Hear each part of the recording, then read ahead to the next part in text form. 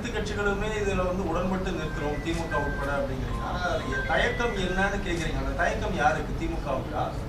தயங்குகிற எல்லோருக்குமே. அதிமுகவும் சொல்கிறாங்க, ஆனால் நடைமுறைப்படுத்தலை. இப்போ வேணா அவங்க எங்களோட சேரட்டும், இந்த மாநாட்டுக்கு வரணும்னு விரும்புகிறவங்களாம் வரட்டும். அதிமுக கூட வந்து பங்கேற்கலாம், அதிமுக கூட வரலாம், எந்த கட்சியும் வரலாம், எல்லா கட்சியும் வரலாம். மது ஒழிப்பில் உடன்பாடு உள்ள அனைவரும் ஒரே மேடையில் நிற்க வேண்டிய தேவை இருக்கிறது. இது வந்து நாட் ஃபார் எலெக்ஷன். இதை எலெக்ஷனோடு நீங்கள் சம்மந்தப்படுத்தவே வேண்டாம்.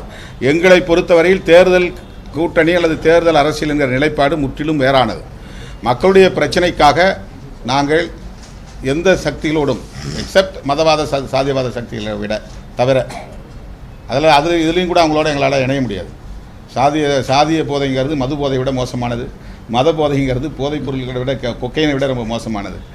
அதனால் அது வந்து அதில் நாங்கள் சாதிய மதவாத சக்திகளை தவிர மற்ற எல்லா ஜனநாயக சக்திகளும் ஒரே மேடையில் நிற்க வேண்டிய தேவை இருக்கிறது.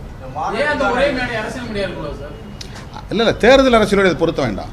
தேர்தல் அரசியல் வேறு, தேர்தல் நிலைப்பாடு என்பது வேறு. அதில் நாங்கள் போட்டு குழப்பிக்கவே மாட்டோம். தேர்தல் நேரத்தில் நாங்கள் எடுக்க வேண்டிய நிலைப்பாடு அது முற்றிலும் என்டையர்லி டிஃப்ரெண்ட் ஃப்ரம் திஸ்.